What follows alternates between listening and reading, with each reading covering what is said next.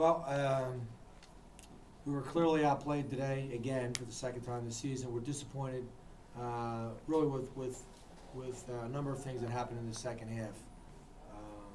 You know, and we try to stress to our team the importance and the critical need to get back on defense and take away layups in transition, and we did as poor a job as you can do, and that's on me. We just didn't do it. We worked on it. We talked about it. We thought that we understood the you know, the importance of it, and we didn't do it.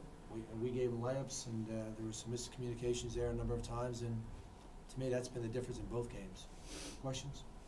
It's the first time since opening night where you weren't really in the game in the final couple of minutes. Does that speak more to what Mason did or your failures in that?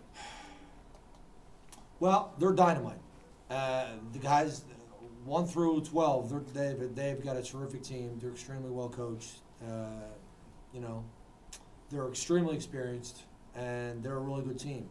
That being said, we were down 6 with 6 minutes to play, and I don't know that we could have played any dumber. And that's the thing that's disappointing to me is that you know, we shot poorly, we drove the ball into guys. We know that their defense is high level. We just did some incredibly dumb things, and when you give them layups in transition and then you turn it over with charges and then you take some rough shots, you know, you can look at it either way. George Mason's dynamite. They're the class of the league. They have been.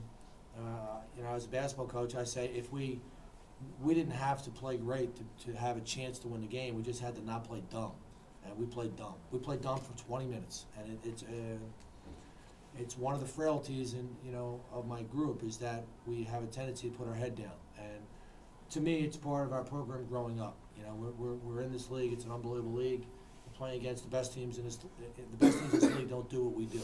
So there's a learning curve, here that we need to catch up. We need to get a little tougher and a little smarter. Do you have a leader, Matt? No. We talked at great length as a staff in the spring and the summer. We met with the guys in the summer. That's one of our issues. We have really good kids, but there's a lot of frailties within the group individually. I think Devon Moore's got a chance to be one of the better guards in this league in time, and he's still not where he was 2 years ago. He's got a chance, but we have some like all teams that are just trying to get better. We've got issues, and that's one of them. And we don't have a lot of leadership, and we don't have a lot of maturity. And as a coach, I look at it this way: are we young and new together as a group? Or is there a way for me to kind of bring them along faster? We're going to be in close games the rest of the year, and what happens is what you just saw. We have a group that puts their head down, and there's a little bit of bickering, and yet we're talented. We have good players. We can play with anybody. As you saw the first 20 minutes, and as poorly as we played, we could have had a chance to steal at the end if we had just played with a little more maturity. We're not a mature group, and that's the thing that bothers me. I just hope that this group learns so that next year we have a group that has the kind of the intestinal fortitude this team does, George Mason. How important is the three-point shooting to your team? Only a couple in the second half.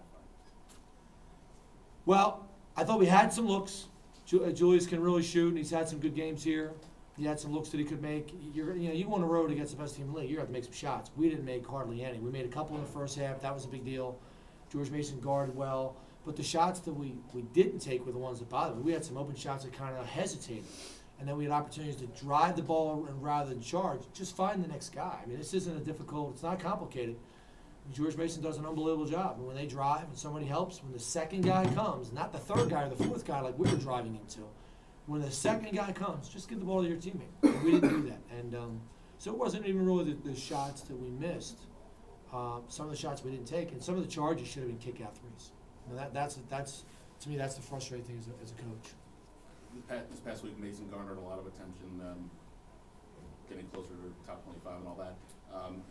They're probably going to get some more after winning a couple more games. Where do you kind of see them fitting into the whole national scene, and for that matter, where does the CAA fit into the national scene? Well, to me, right now, they're the best team in our league. The best team in our league should be in the top 25. This is the best team. They're going to be hard to beat going down the stretch. you've got to play really smart, which we haven't done in 2 games. You've got to play really hard, which we've done most of the time.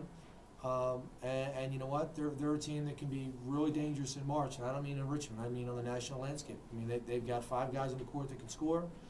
They share the ball. They play great defense. There's no reason why this team can't make a lot of noise. Okay.